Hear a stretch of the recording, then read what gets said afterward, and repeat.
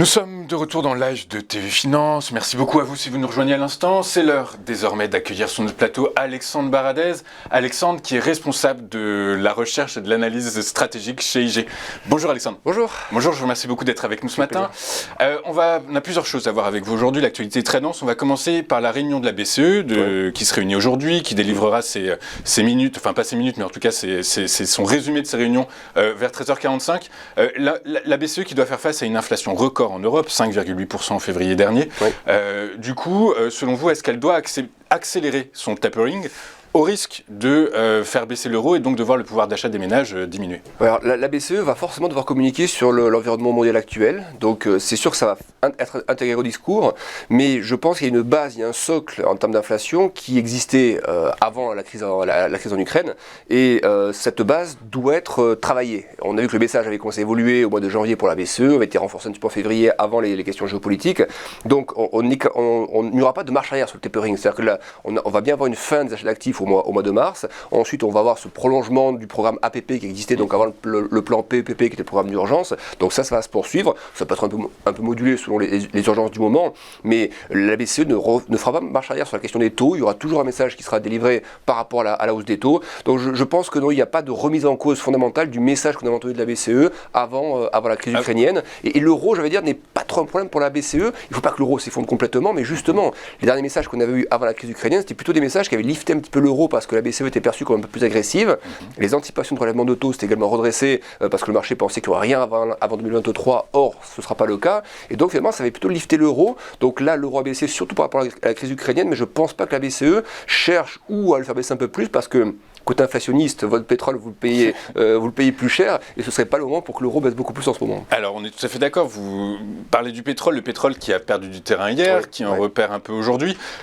Selon vous, alors, il y a beaucoup de banques d'affaires qui ont publié leurs estimations de cours pour 2022. Goldman Sachs anticipe un baril de Brent à 135, Barclays à $200. Vous vous situez à quel niveau, vous, alors, faire une prévision sur le niveau du baril, on voit qu'elle s'il évolue. On peut passer on peut prendre $20-30 en l'espace de quelques jours, donc dur de faire des prévisions sur une année où, dans tous les cas, la visibilité ne sera pas bonne. Par contre, ce que l'on peut commencer à anticiper, et on le voit très clairement sur le terrain et à très court terme, c'est un dégel hyper rapide des relations entre les États-Unis et le Venezuela. Le Venezuela qui a pour l'instant une capacité de production qui est assez résiduelle parce que toutes les infrastructures sont plus en l'état. C'est un pays sous forte sanction, donc il faudra tout remettre en état, ça prendra un peu de temps, mais les capacités d'avant les sanctions américaines, 2-3 millions de barils. Si on regarde également l'Iran, on voit très bien que tout le monde se précipite pour que l'accord sur le nucléaire iranien soit ravivé et soit validé aussi par la Russie finalement, qui rentre dans le cadre de cette négociation-là. On peut tabler sur les 3 millions de barils. Donc je dirais que moi, $200, j'y crois pas trop. S'il y avait effectivement des sanctions, on en parlera peut-être tout à l'heure, mais des sanctions d'un seul coup massives, soit que la Russie ferme les robinets, c'est pas l'Europe qui décide, mais la Russie qui ferme les robinets d'un coup pour faire pression sur l'Europe, c'est sûr qu'on pourrait revoir assez facilement des zones, pour le Brent par exemple, qu'on a déjà touché l'autre jour, sur les futurs dimanche soir, on allait chercher les 140 quasiment sur le Brent, donc je pense que c'est des niveaux, oui, 140, 150 qu'on peut revoir. Les 200 me paraissent quand même assez excessifs, donc je dirais plutôt sur un cas où la situation se tendrait les 150 encore, mais je ne fais pas forcément un pari d'une situation qui se dégrade trop justement, qui soit peut-être un petit peu, qui se sclérose un peu, où des négociations doivent avoir lieu, qui peuvent durer plusieurs semaines, quelques mois, mais de là aller vers une très très forte escalade, je ne suis pas convaincu, donc je dirais plutôt que le 150 paraît plutôt une zone haute, et plutôt une fourchette de variation entre 100 et 150 dans les mois qui viennent. Ok, très clair, merci beaucoup Alexandre. Hier, Bruno Le Maire comparait la crise énergétique actuelle au choc pétrolier de 1973, selon vous, il a raison? C'est exagéré. Alors, le choc est là, il y aura un choc en temps d'inflation, un choc, on le voit déjà pour le consommateur sur les prix à la pompe, mais je répondrai non parce que si on regarde quelques banques comme Goldman Sachs par exemple, on cherche à estimer la quantité de production de pétrole, d'approvisionnement de pétrole qui était perturbée par cette crise géopolitique. Ils estiment ça aux alentours de 3 millions et demi de barils de production jour, à rapporter donc à un niveau de production moyen d'avant crise aux alentours de 90 millions. Donc on est sur près de 3% de la production mondiale qui est perturbée par ça. Si vous regardez à l'époque du choc pétrolier 1973, c'était plus de 4 millions de barils, 4 millions 5 de barils qui étaient concernés par ce choc, mais sur des niveaux de production qui étaient plus faibles. Donc on était sur des niveaux d'impact de 12% quasiment de la production mondiale. Donc on ne peut pas comparer ça, mais par contre dans certains effets, oui, il y aura des effets qui seront présents, mais par contre Bruno Le Maire a bien expliqué que la réponse à ça justement ce ne serait pas de complètement compensé par des aides massives, la hausse des prix du pétrole, parce qu'à l'époque, ça avait des effets du coup inflationniste aussi, et les banques centrales avaient eu donc derrière aller beaucoup plus vite sur la question des redressements de taux. Donc il faudra piloter ça, mais sans qu'il y ait forcément une réponse budgétaire massive à cette question pétrolière. Ok, très clair. Merci beaucoup Alexandre. On va basculer sur les indices et notamment le CAC qui a pris hier 7,13% à 6387. Quand on écoute certains analystes techniques, les 6387, 6389, c'est finalement la zone basse du canal haussier long terme. Est-ce que ça peut durer, Alexandre? Oui, ça peut durer. Alors c'est vrai que il faut déjà bien voir, quantifier ces baisses. C'est quoi la baisse? On est sur du DAX, on est arrivé à des moins 24% par rapport au sommet historique, il y a quelques mois donc. Le CAC 21-22% de baisse, donc bear market. Ça veut dire que quand vous avez ces niveaux de chute des indices en aussi peu de temps, vous retrouvez un DAX sur des niveaux qu'on connaissait en 2015 par exemple. C'est-à-dire que le marché estime que les entreprises allemandes vont avoir des bénéfices qui vont revenir, scénario assez catastrophe donc, sur les niveaux de 2015 et donc effacer cette année de progression de bénéfices. Donc ça oui, sur un scénario qui durait 8 mois, 12 mois, avec une production d'énergie, enfin une livraison d'énergie à l'Europe qui serait divisée par 2, voire par 3 par la Russie par exemple, avec des embargos, peut-être pas totaux, mais partiels et mais assez costauds, c'est quand même un scénario qui est assez noir, et en tout cas un scénario qui intègre en tout cas ces niveaux de valorisation, qui intègre déjà beaucoup d'éléments sur les sanctions et voire même un schéma récessif économique. On voit que les prévisions ont été rabaissées, mais quand un DAX baisse de 25% par rapport à son sommet en aussi peu de temps, c'est qu'il y a déjà des intégrations d'une récession potentielle au premier semestre. Donc je trouve que ce sont déjà des niveaux effectivement qui sont assez bas. Donc ça ne veut pas dire on va aller tout de suite rebondir sur les niveaux, même si on s'est un peu détendu sur les niveaux records en quelques jours. Mais oui, je verrais bien un scénario où ça tape fort à la baisse, ça tente de rebondir, puis ça retape un peu. Voilà, un scénario où on consolide en zone basse. On peut même aller chercher un peu plus bas, peut-être un moins 30 si les sanctions devaient être d'un seul coup décrétées par la Russie, embargo complet, enfin l'interdiction complète des exportations par la Russie ou l'Europe qui dit on ferme tout. Là oui, je pense que le DAX il va chercher un moins 30. Après, ce sont quand même des niveaux qui sont massifs. Encore une fois, tout non plus ne dépend pas que de la Russie. Certains pays sont très exposés, mais on voit aussi que l'Europe a une capacité de réaction dans ses infrastructures. Ça prendra un petit peu de temps, mais on a quand même déjà des stocks pour tenir quelques mois. Donc l'Europe peut aussi quand même être mise sous pression forte à court terme. Il y a des stocks de pétrole, des stocks de gaz. Il n'y a pas besoin de nouveaux stocks avant l'hiver prochain. Donc il faudra reconstituer les stocks d'ici là. Mais sur les stocks actuels, on peut déjà tenir sans problème à la fin de l'hiver, tout le printemps, l'été, sans aucun problème. Donc ça laisse quand même le temps un petit peu à l'Europe de se réorganiser. Donc un scénario noir, on aurait un moins 50% sur les indices ou autres. J'y crois pas trop. Et je pense aussi, c'est important, que la Chine ne voudra pas ça. La Chine a besoin d'une croissance mondiale forte pour sa reprise, parce qu'elle est soumise à une pression intérieure forte économique, problème sur l'immobilier ou autre. Et la Chine, on voit bien, elle met la barre au milieu. Elle ne veut pas se mettre du côté de la Russie à 100%. La Chine hier qui a communiqué, alors justement, qui mettait la barre plutôt du côté de la Russie, très légèrement, mais quand même qui s'en... Elle le fait parce qu'il y a un intérêt stratégique à long terme, mais son objectif à court terme, et elle l'a rappelé dans des orientations qu'elle a publiées récemment,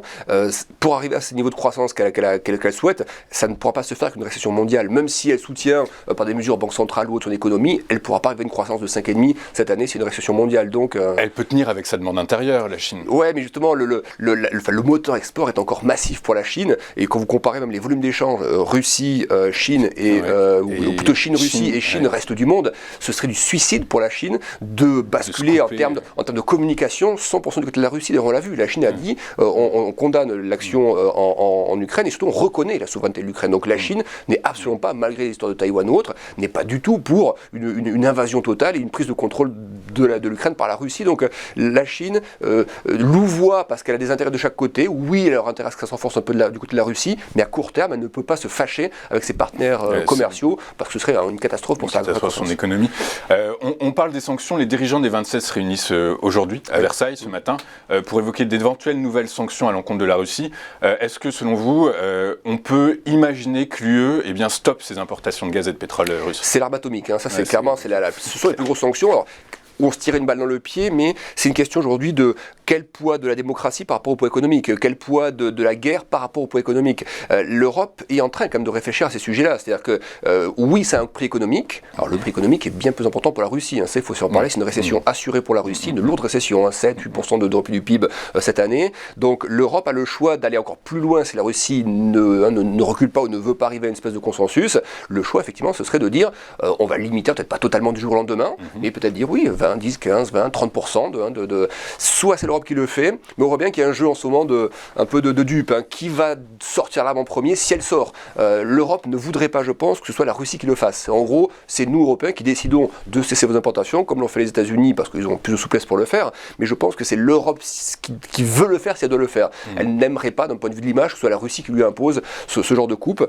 Mais il faut encore une fois pas minorer l'impact massif des sanctions sur la Russie. On le voit d'ailleurs, des constructeurs auto comme Lada, par exemple, a cessé sa production. Terminé.